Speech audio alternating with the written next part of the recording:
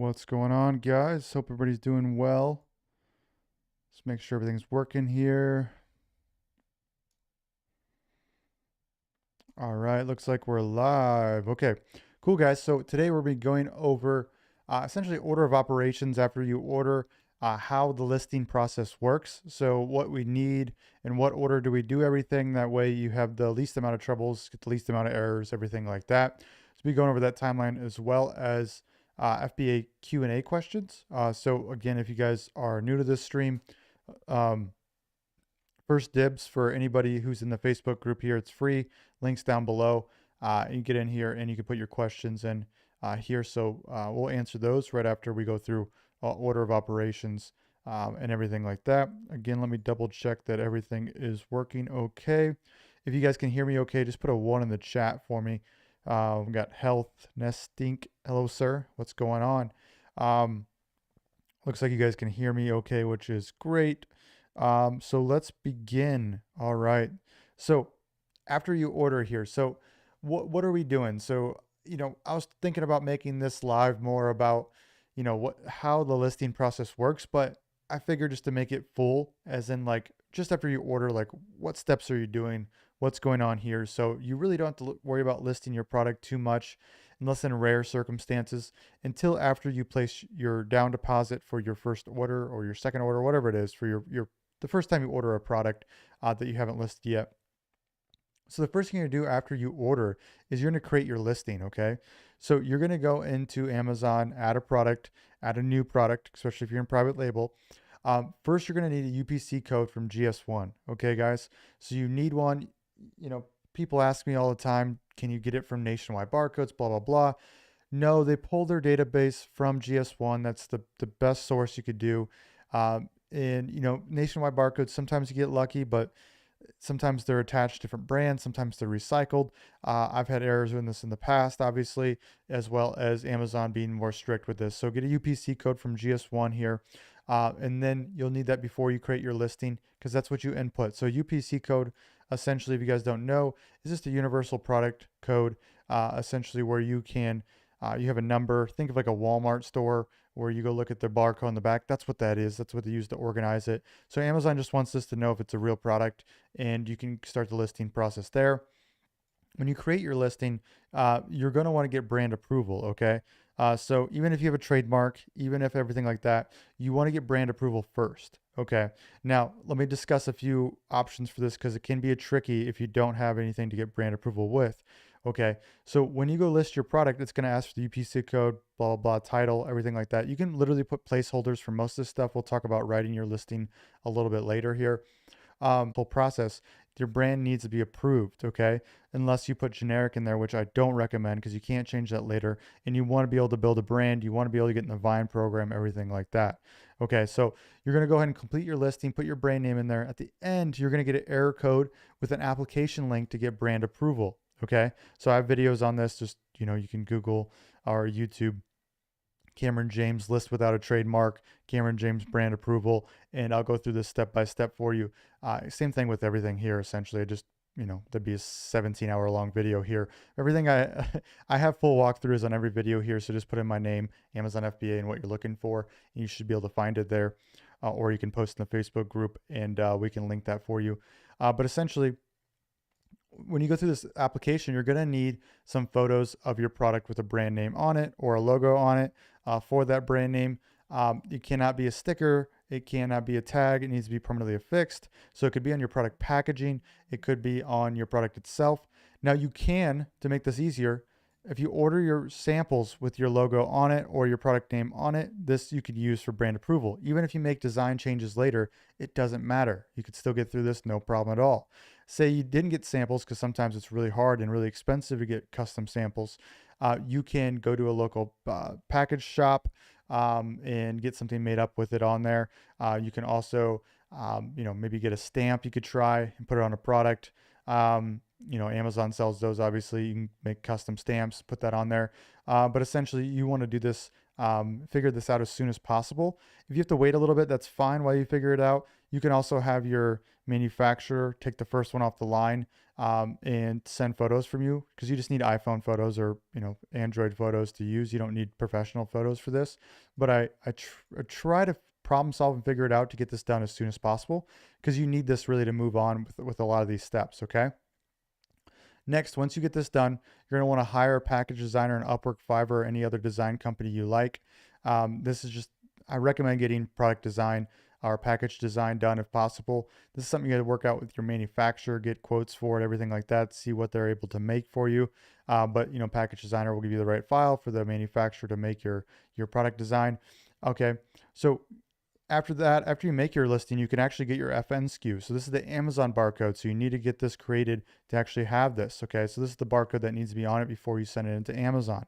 So you're going to give this FN SKU to your package designer or your manufacturer, depending on who's making the package. Is it the manufacturer's generic one, or is it, something custom that you can just print on there or put in design so they print it off essentially, which is the easiest thing to do for sure. So once you have your listing created, you can just go print item labels, it's called, and get a PDF of your FN SKU and throw that on there. Next, you're going to make your shipping plan. So once you have your product listed, you can make your shipping plan. So you can get your master carton labels and pallet labels. You might not have pallet labels if you're just doing a small parcel. Depends on your order, depends on how they're going to ship it, which you're going to talk to the manufacturer or your freight forwarder about. But have those ready to give to your freight forwarder and or your manufacturer. Most times, manufacturer puts it on for me, and that way they can organize the boxes, especially if there's multiple variations in there. They can put the right ones on, and the freight forwarder just comes pick it up. Sometimes the freight forwarder wants this though too, and they can do it for you. Okay. After all this, apply for trademark and apply for brand registry afterwards. So you can apply for trademark. I got a whole video walking you through how to do this the cheapest, or you can hire someone to do it for you. Then you're going to get a pending trademark number about a couple days later, and you're going to apply for brand registry for this. This allows you to get brand registered and be allowed in the Vine program, everything like this. Technically, it is optional, but for anybody who I'm working with, this is a must for me, because we want to get in the Vine program. We want to have A+ content, everything like that. So we get brand approval first because there's a lot of errors going on if you just go right for brand registry with your trademark. So I like to get brand approval first and then apply for the trademark. It seems to be a bit more efficient. I know it's redundant, but it's Amazon, right? Nothing we can do about that there. Just what I'm seeing is apply afterwards after you have brand approval. Next, you want to write your listing, whether you're hiring out the copywriting or you're doing it yourself. You can just go back to, once you're done, you can go back and edit that into your listing. At first, I just put placeholders in all my bullets and things like that. It doesn't really matter till it's live anyways, and when you have product in. So I write listing, then edit that when I can. After that, you want to figure out who your product photography or photographer is, okay? So I just made a video on this, 7 best photography services. You want to look that up. I can go over, some options for you. So I like to get the first shipped off the line and DHL Express that to my photographer. That way it gets done quickly. My photos are ready by the time things are sea shipped over or air shipped over. So make sure you get a couple off the line and DHL Express those to your photographer. Pay the $150 or the $180 it is. It's definitely worth it to make sure you're not waiting a long term for photos to be ready when your product's in. Next, you want to connect your manufacturer and freight forwarder together. So if you're using someone else besides your manufacturer for shipping, make sure you connect those two. That way they can essentially talk and say it's going to be done by April 12th or April 18th. So they could be ready to pick that up.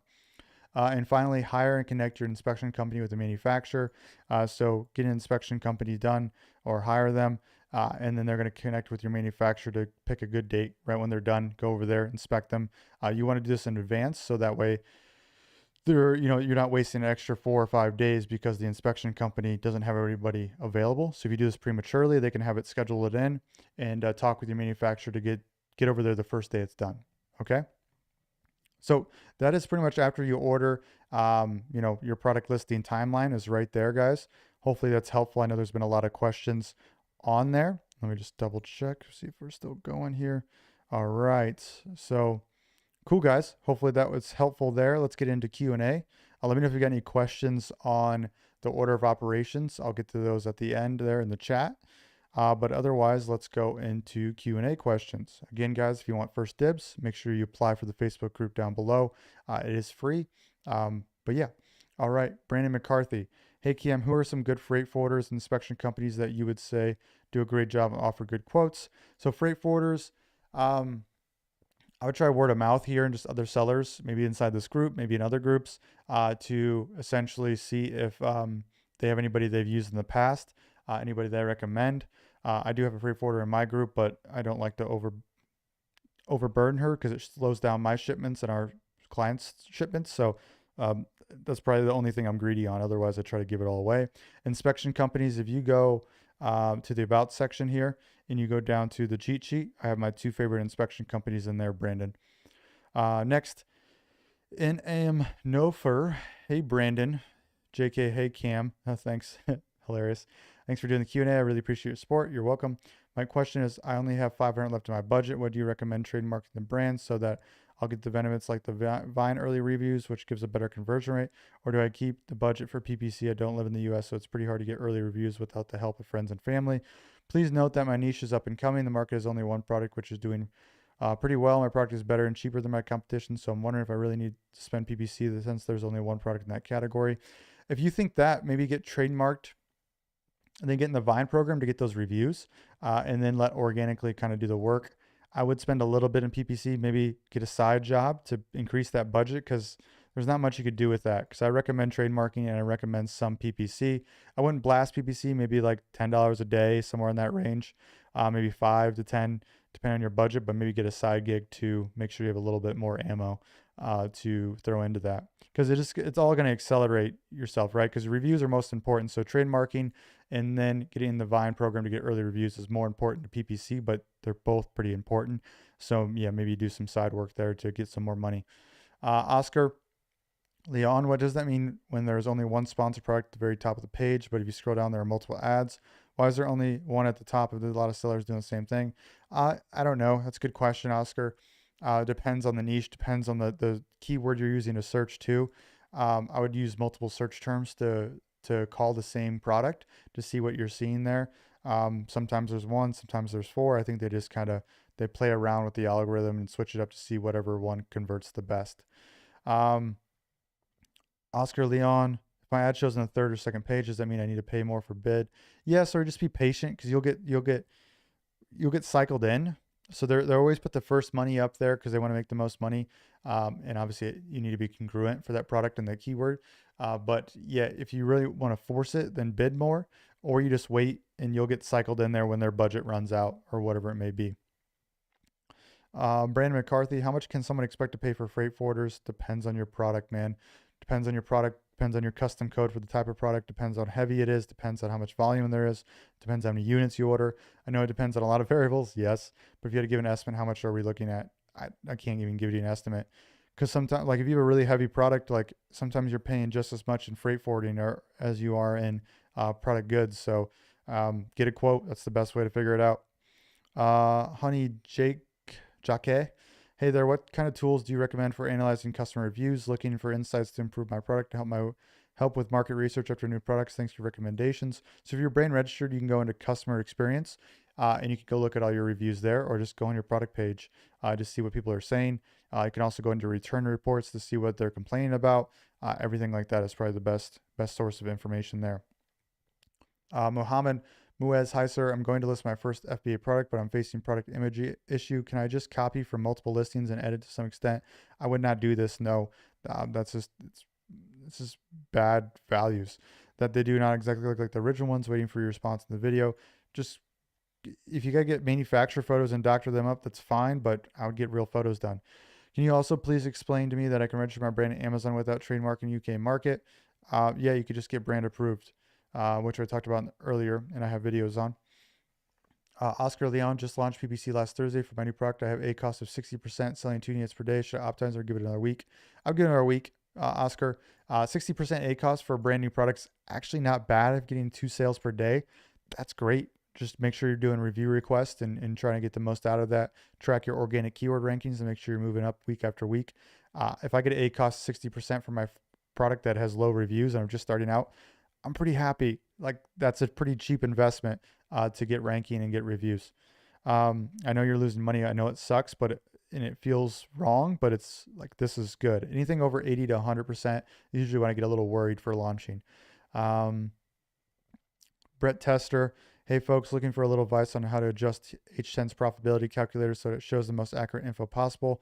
Does anyone have info on what setting to enter with regard to price per cubic meter for better shipping accuracy by sea, duty, tariffs, recycling bags, other costs? And also, my main competitor product is listed under a small oversized.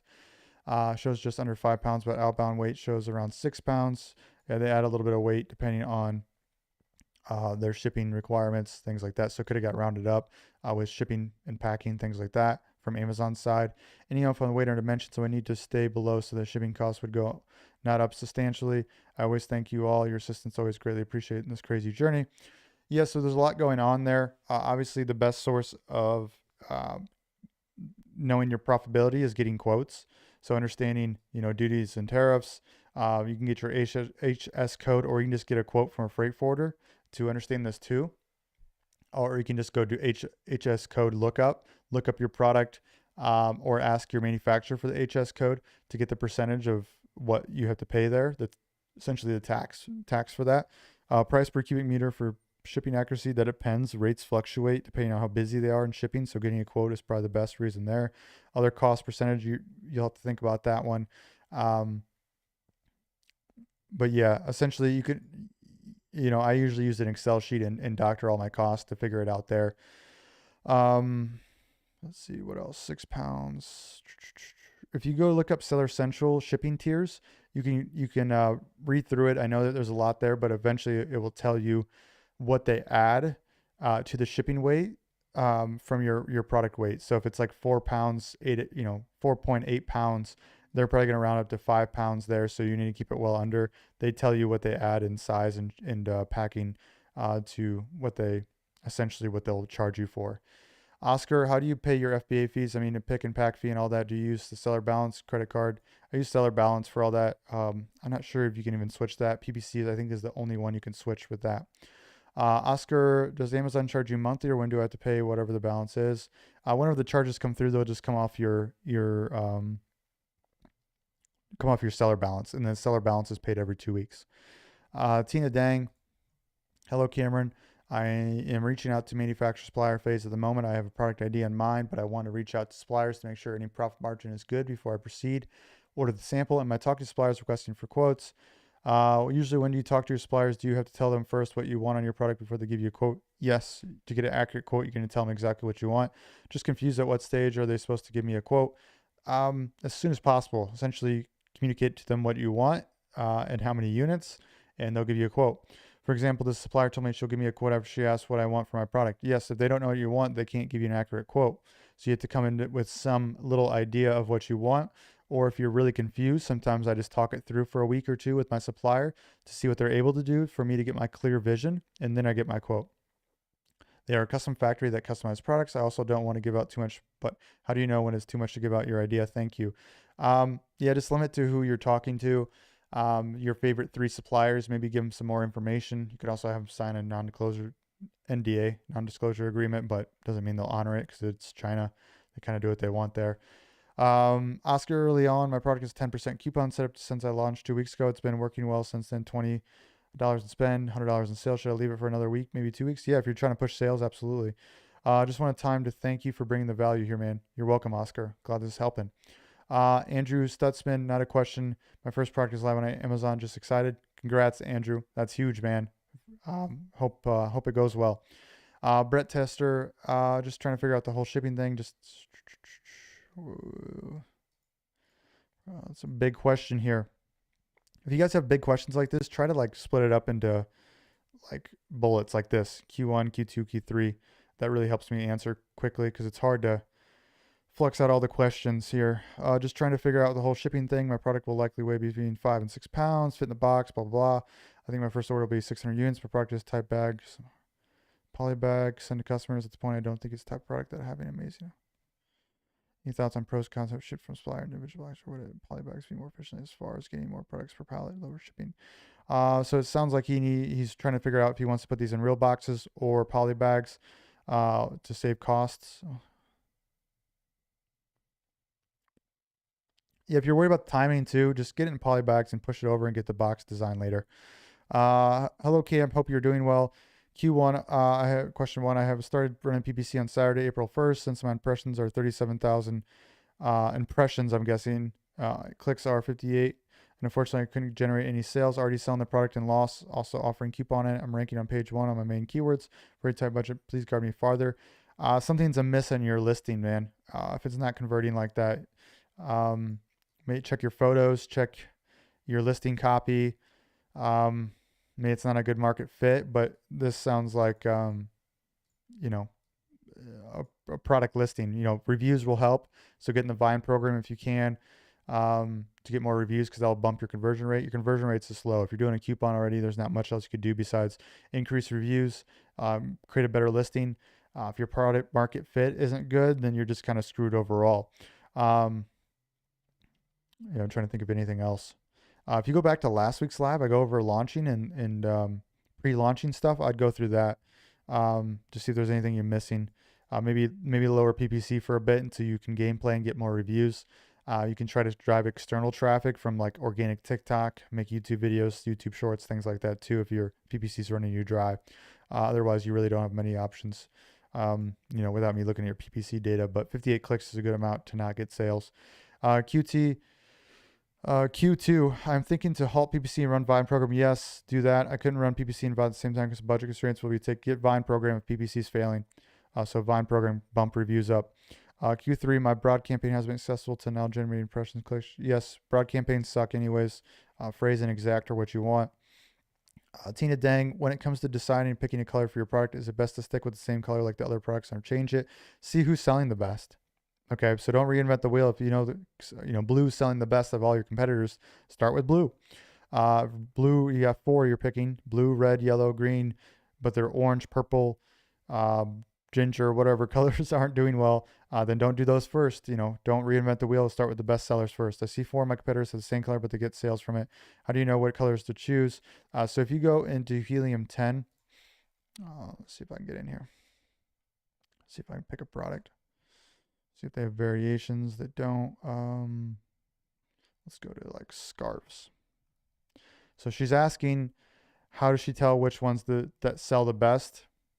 So if you have one that's variations, what you could do, the best way to figure that out, pretty much it's kind of a guess and check. Which go to helium 10, review insights, product variations, and then review count here. So you could see the one size color white has 52 reviews versus 26, 21, 16. No descriptions, kind of sucks, but you just have to ignore this, unfortunately. But 52. So you can assume, since it has the most reviews, it's getting the most sales. Then second, black, other one white stripe, gray and white stripe, 16 light blue heathered. So that's how you assume which one's selling the best and which ones to start with.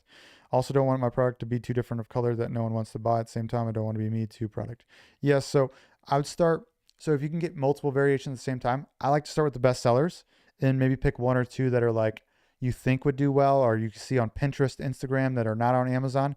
So you essentially have the breadwinners. You're not reinventing the wheel. Then you start testing new variations to see how they do. If one of those new variations that you're testing starts to does well, keep that, double down on it. The ones that aren't, get rid of them, sell out, just don't reorder if they're doing poorly. And then just start testing new ones after that. So just keep expanding your variation, testing new designs. That's how you become not a Me Too product over time, but you're also protecting your downside by selling the best colors. All right, I hope that helps. Let's go to the chat here. All right. Luis is here. Good to see you, Luis. Malik, hi, what's going on? Yes, how long was this period, Malik? I'm not sure what period you're talking about. Hello, Malik. I'm having issues with my PC and UK market. Tried all the stuff, but I can't get it right. Yeah, check out my last live last week. I talk about launching stuff. So there could be there's so many factors involved in that of why PPC won't work. It could be that PPC just won't work for your product because it's brand new, and you don't have enough reviews to compete. It could be your price point, could be your listing, could be your photos, could be your copy. It could be that the market just doesn't do well with PPC at that point, or PPC is just not a good option for that product field. So there's a lot of things to factor in there, guys. Yeah, hopefully this was helpful, guys. Otherwise, we'll see you in the next week's one. Make sure you get in the Facebook group. Make sure you guys subscribe, like this video. It really means a lot. And then we'll see you on the next one.